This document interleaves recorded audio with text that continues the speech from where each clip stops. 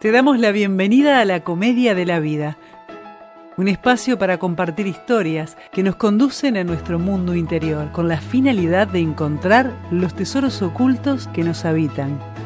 A partir de este momento, contigo, Alejandro y Alejandra.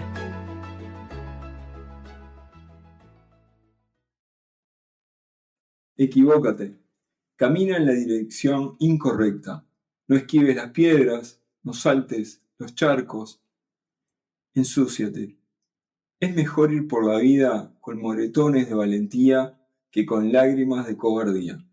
Benjamín Cris. ¿Cómo andas, Lu? Tanto tiempo. Pero excelente, alegre de volver. ¿Se nos coló Ale también? ¿Anda por ahí? ¿Qué tal? ¿Cómo les va a todos? Bienvenida, Luana, nuevamente a charlar sobre el enneagrama. ¿Qué Pero muchas eneatipos gracias. tenemos para hoy? Bueno, hoy vamos a hablar de cobardía y valentía. Nos toca el eneatipo 6. Mira, interesante. Muy bien.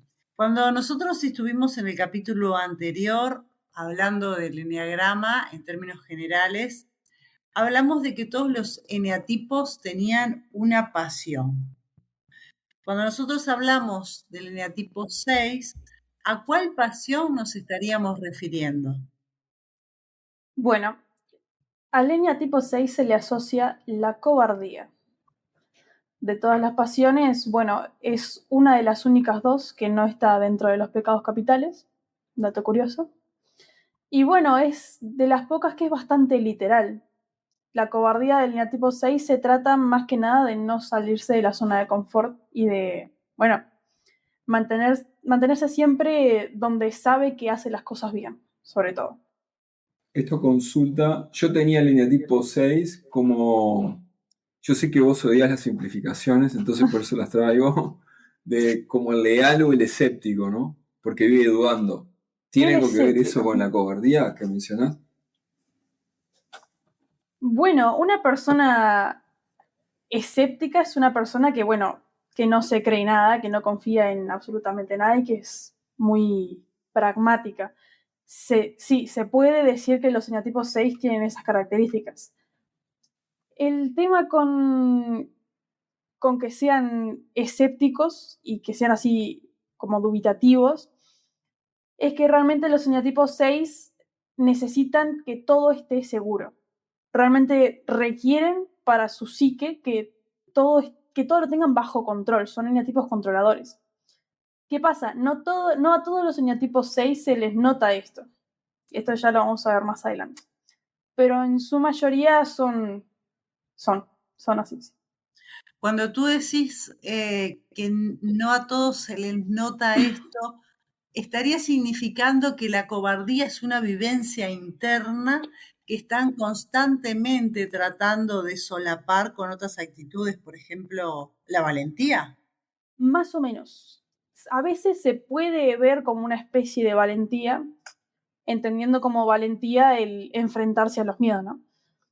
Aunque en realidad esta cobardía, cuando en los casos en los que se solapan otras cosas para tapar esa cobardía, se suele ver como una especie de impulsividad, una de atacar el peligro antes de siquiera pensar en lo que puede llegar a ser.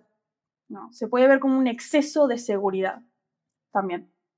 Que bueno, sigue siendo una cobardía, no es para tapar esa cobardía, ese miedo constante con el que luchan. Que no se dan todos. Es una estrategia defensiva del eneatipo. Claro. Frente a la duda, la incertidumbre. Sí, que ojo, no bien. Todos los eneatipos 6 eligen esa forma de actuar. Muy bien, ¿cuál es la fijación del eneatipo 6? Bueno, entendiendo como fijación una manifestación visible de la pasión, la del eneatipo 6 es la duda, que en realidad es tal cual como se ve, o sea, tal cual como suena. El eneatipo 6 duda de todo. Básicamente es el preguntón del eneagrama, el que no confía en nadie, que necesita corroborar todo 60 veces, que para cada situación que va a pasar la evalúa 700 veces por la duda. Y la frase del eneatipo 6 por defecto es por las dudas. Por las dudas, ahí va. ¿Cuál es el miedo, la transgresión? ¿De qué estaríamos hablando? Bueno, todos los eneatipos tienen un miedo. En el caso del eneatipo 6, el eneatipo 6 tiene un miedo muy grande a saltarse las normas, lo cual sería, bueno, muy formalmente hablando, se traduciría como la transgresión de la ley, ¿no? El Es de ahí eneatipo que viene, 6, perdón la interrupción, es de ahí que viene lo de el leal. sí. ¿Por qué? Porque al eneatipo 6 tenerle un terror, como el eneatipo 6 le tiene un terror tan grande a transgredir, cuando no transgrede o cuando encuentra una actividad, por ejemplo, o un amigo al cual nunca, nunca traiciona, se vuelve una persona que es muy leal a lo que hace, ¿no? También se le llama leal, por ejemplo, por las amistades que puede llegar a formar un eneatipo 6. El eneatipo 6 no traiciona, no tiene esa forma de jugar al juego de la vida, digamos. También tiene un problema muy grande con que lo lleguen a traicionar, ¿no?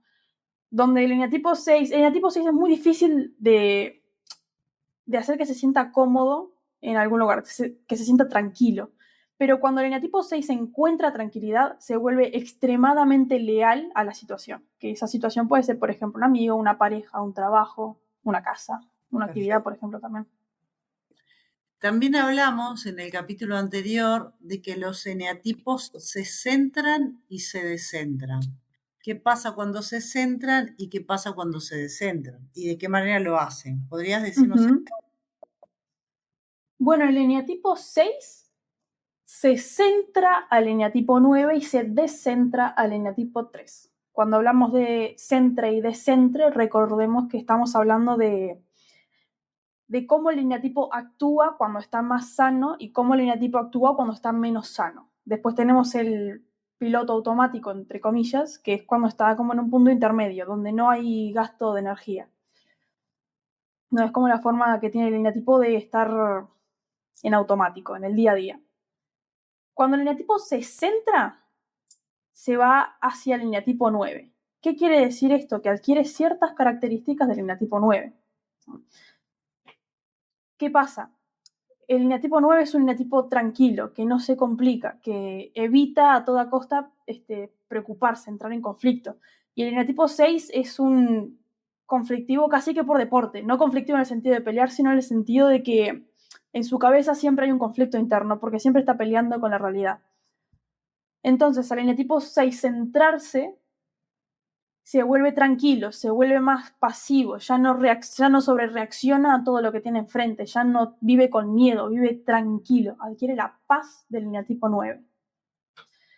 Y bueno, asimismo, cuando se descentra, el eneatipo 6 adquiere ciertas características del eneatipo 3. ¿Qué es el eneatipo 3? El eneatipo 3 es la vanidad, es el estar preocupado siempre por la imagen. El eneatipo 6 le tiene muchísimo miedo a las consecuencias de la transgresión. Pero cuando el eneatipo 6 se descentra, no solo le tiene miedo a las consecuencias de la transgresión, sino al qué me vayan a decir por haber transgredido. O sea, se vuelve vanidoso. Ay, ¿qué van a decir de mí si yo hago esto, si pasa esto, si tal? Ya no es, le tengo miedo a que las cosas pasen, sino a qué van a decir de mí si las cosas pasan. Bárbaro. Entonces, considerando esto, ¿cuál sería la herida, el origen de este eneatipo? Bueno, todos los eneatipos tienen un origen. Siempre el eneagrama se basó en, bueno, formar una personalidad desde la edad temprana. Nosotros contamos con 5 etapas de desarrollo infantil, que bueno, esas etapas comienzan dentro del periodo intrauterino, 3 meses antes de nacer, creo que es la cifra exacta, y hasta los 7 u 8 años.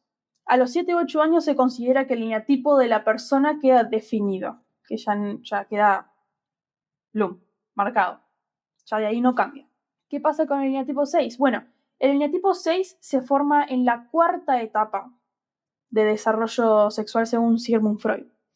Este desarrollo, bueno, en resumen, habla de cómo las personas van desarrollando ciertas partes de su cuerpo y qué repercusiones tiene en la psique esta etapa, ¿no? Y el hecho de dañarla también. ¿Qué pasa en la cuarta etapa? La etapa psicopática y también llamada la etapa fálica. En esta etapa se desarrollan, bueno, los genitales, ¿no? El niño los descubre, digamos, y dice, opa, hay algo acá, ¿no? Hay algo nuevo. Y bueno, ese desarrollo también implica una necesidad de autoridad del niño. Es como el niño está en su manada y dice, apa, ya estoy grande, ya ahora quiero un lugar de poder dentro de mi familia, ¿no? Cuando hablamos de mi familia, hablamos de la tríada papá, mamá y yo. ¿Qué pasa? En esta etapa empieza la etapa edípica. Cuando arranca esta etapa, el niño requiere de ese lugar de poder y digamos que, entre muchas comillas, se alía con uno de los progenitores para quitarle el puesto al progenitor que suele ser del mismo sexo. Ese progenitor con el que se alía es el progenitor amoroso, se le llama progenitor amoroso, y el otro progenitor suele ser el progenitor hostil. ¿Por qué? Porque tiende a chocar más con ese progenitor, porque es el con el que se parece más, al que le va a arrebatar el puesto de poder. ¿Qué pasa con el eneatipo 6? El eneatipo 6, digamos que tiene una repercusión muy grande desde la perspectiva del progenitor amoroso. La palabra del progenitor amoroso vale muchísimo y también la no palabra del progenitor amoroso vale muchísimo. O sea, si el progenitor hostil es, por ejemplo, agresivo y el progenitor amoroso no hace nada al respecto, también repercute muchísimo en el niño porque es como darle razón. Y bueno, hablando de esto, hay un ejemplo. Eso Sí. te iba a decir, capaz podemos poner un ejemplo. Hay un ejemplo del cual me gustaría hablar.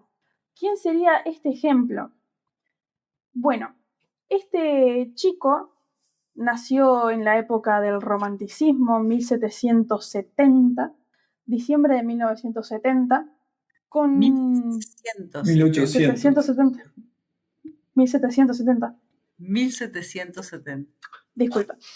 1770. Y vamos a definir acá. Tenemos a un progenitor hostil. Este chico es un varón, un hombre. El progenitor hostil vendría siendo el padre. Y este padre es un músico frustrado. Un músico que por problemas de comportamiento es sacado de la orquesta en la que tocaba. Y bueno, también tenemos por estas épocas el pleno auge de Amadeus Mozart. Wolfgang Amadeus Mozart, creo que es. ¿Qué pasa con este chico que nace ahora, cuando Mozart capaz que ya estaba en pleno auge? Lo que pasa con este chico es que su padre, un músico frustrado, quiere que este chico tenga ese mismo desenlace. O sea, hay una presión muy grande de parte del padre para que el niño aprenda música. Tanto así que, bueno, el niño, digamos que había sufrido de varios abusos, abusos emocionales. El padre lo sacaba de noche para tocar el piano, para que practicara y practicara y practicara. También, bueno, eso hizo que el chico se convirtiera en un niño prodigio, ¿no? También la práctica hacia el maestro, digamos, mucho, ¿no? También se notaba que tenía un buen desempeño, pero bueno, siempre papá había tenido esa actitud. Y hablando de lo que había mencionado antes, de la no palabra del progenitor amoroso, mamá no decía nada al respecto. Entonces, ¿qué pasa cuando alguien hace algo y alguien hace algo malo y el otro no hace nada? Es como para el niño es como una especie de una aprobación. Entonces, ¿qué pasa? Se genera en este chico primero que un terrible miedo a hacer lo que el chico quiere, ¿no? Tanto así que había dejado la escuela para poder ponerse a practicar con el padre. Genera un enorme miedo a poder desenvolverse solo. ¿Por qué? Porque siempre está guiado por lo que una autoridad dice, la autoridad del padre. También genera un miedo terrible a desenvolverse en otras cosas. O sea, vive para la música, vive para eso, para componer. Y bueno, una enorme presión de siempre estar en la cima, ¿no? de siempre, siempre estar en la cima y no fallar jamás.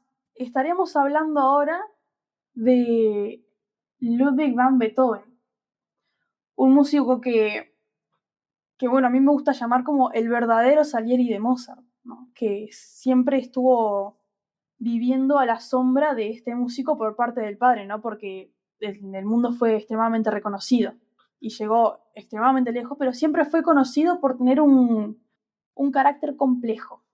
Por no decir que, bueno, tenía fama de medio enojón, de carácter fuerte, entre comillas. ¿Qué podemos sacar de acá? Bueno, esto es para ver también de que no siempre los eneatipos 6 se muestran como miedositos, como que andan como pisando cereal por la vida, como que todo les da miedo. También se pueden mostrar y pueden adquirir la fama de autoritarios, de enojones también, de temperamentales. ¿Por qué? Porque tapan todo ese miedo a fallar con la ira, con la violencia. Porque la violencia siempre nos da seguridad a todos los humanos. Siempre uno se siente más fuerte cuando es violento, ¿no? Y bueno, Beethoven tradujo toda esa emocionalidad, ese miedo, al exceso de seguridad. Esto también se puede ver en algunas de sus obras. La mayoría de las obras de Beethoven, una buena parte, empiezan como muy tranquilas y después arrancan con un buen movimiento movido. Esto se puede ver, por ejemplo, en Paralisa, en El Claro de Luna, esto que estás explicando, Sí. que arrancan de una manera muy tierna, podríamos decir, muy suave, y que después adquieren otro tipo de complejidad, ¿no? Que, claro, de alguna forma era esa su verdadera personalidad. Una personalidad que queda evidenciada en la música cuando uno se pone a escuchar al detalle. En el caso de Beethoven, otra de las cosas que habíamos estado charlando es que él deja ver su rebeldía contra la autoridad, porque este es un tema con los eneatipos 6. El eneatipo 6 en algún punto tiene una situación con la autoridad. Y en el caso de Beethoven lo deja ver a través de su cabello. Bueno, con respecto a la autoridad, el eneatipo 6 siempre tiene un dilema que va a ser el quién está en la autoridad. ¿Cómo se manifiesta esto? Bueno, cuando al eneatipo 6 se le presente una autoridad, va a pensar, bueno, esto es nuevo. No sé si el que está acá de autoritario es bueno en lo que hace. Mira si no lo es, si está tomando decisiones equivocadas.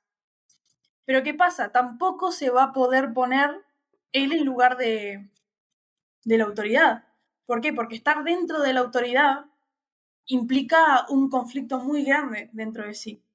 Porque siempre el estar de líder, el estar en un lugar de poder, implica que el riesgo siempre es mayor. Siempre tenés muchas más vidas en juego, ¿no? Más cosas que pueden salir mal. Y bueno, para el eneatipo 6 eso muchas veces es inviable. Nosotros habíamos dicho la otra vez que el caso de Hitler era un eneatipo 6 y él representaba la autoridad de una manera bastante 6 fóbico, ¿no?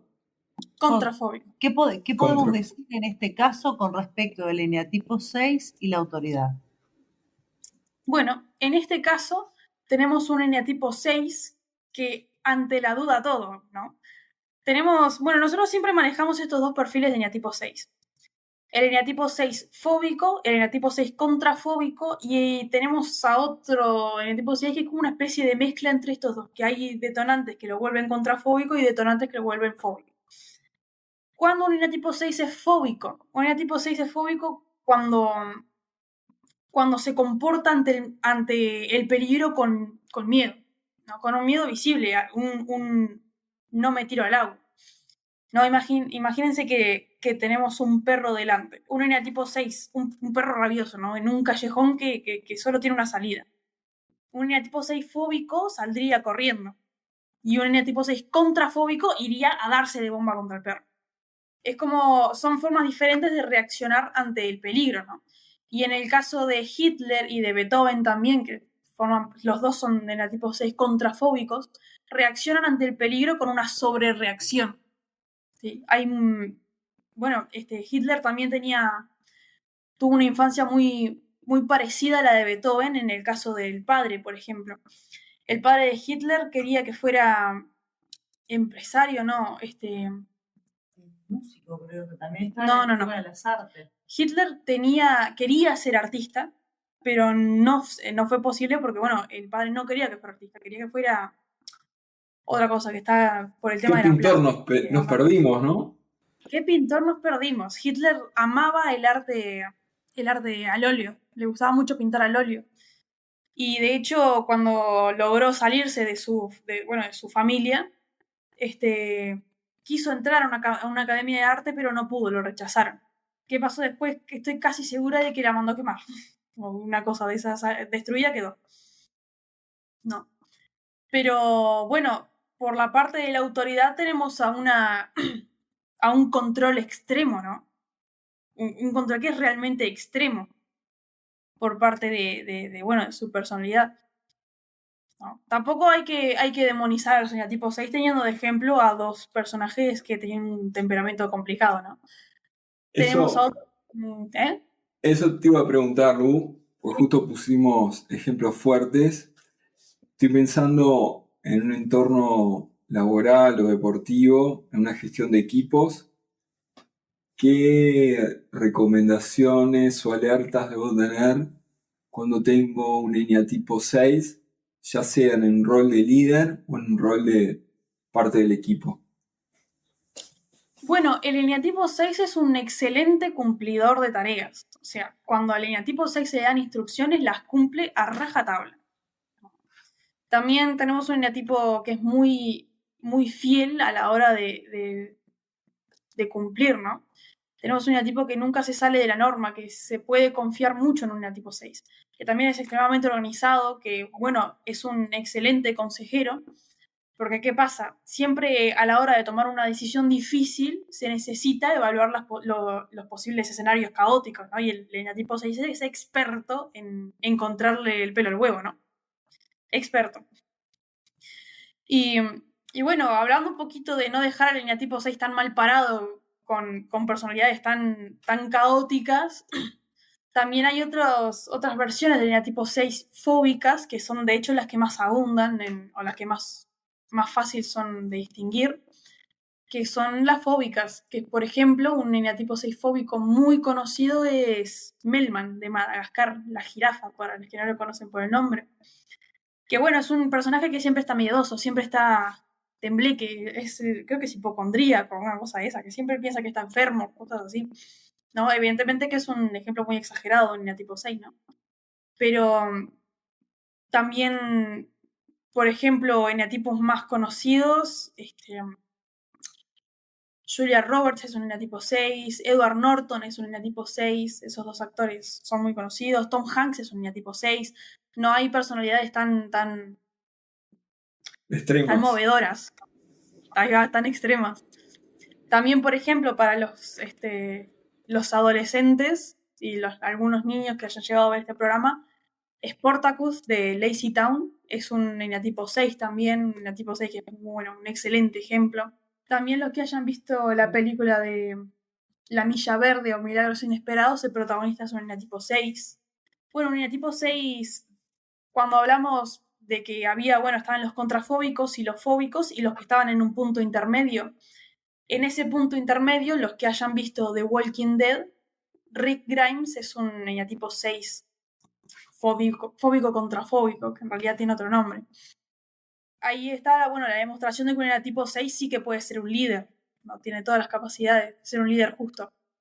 Lu, cuando decís fóbico y contrafóbico, ¿es algo que aplica a todos los eneatipos? ¿Es una subcategoría o es algo típico del 6? No, es algo que es solamente del eneatipo 6. O sea, no existe, por ejemplo, el 3 contrafóbico o el 8 fóbico. No funciona así. La categoría fóbico y contrafóbico son solamente para el eneatipo 6, están reservadas para ese eneatipo. Porque bueno, la característica de cómo se maneja el miedo es del eneatipo 6. Y esas dos reacciones, bueno, son de estos dos eneatipos nada más. De este eneatipo, digo. Bien. Bueno, yo creo que en términos generales ya pudimos entender bastante el eneatipo 6 y bueno, vamos a ir redondeando por aquí. Todos aquellos que se consideren un eneatipo 6, espero que hayamos aportado para entendernos un poco más. Y bueno, vamos a ver con qué eneatipo te parece que estaría bueno seguir, Luana, charlando. Y hay un eneatipo que tiene una relación muy interesante con el eneatipo 6, que es el eneatipo 3. El camaleón, llamado también. Bueno, entonces vamos a dejar la expectativa a todos los oyentes para continuar en una próxima entrevista con Luana con el eneatipo 3. ¿Qué te parece, Alejandro? A mí me encanta. Me gustaba también, me ibas a contar algo de Sabina, una frase para terminar. Sí, vamos a terminar con el eneatipo 6 y vamos a compartir una frase de Sabina que dice lo siguiente: que ser valiente no salga tan caro, que ser cobarde no valga la pena. Joaquín Sabina. Mirá qué lindo para terminar. Muchas gracias, Lu. Muchas gracias a todos. Y Pero un seguimos, placer. nos estamos viendo. Muchas gracias. Nos Muchas vemos en el gracias. próximo programa.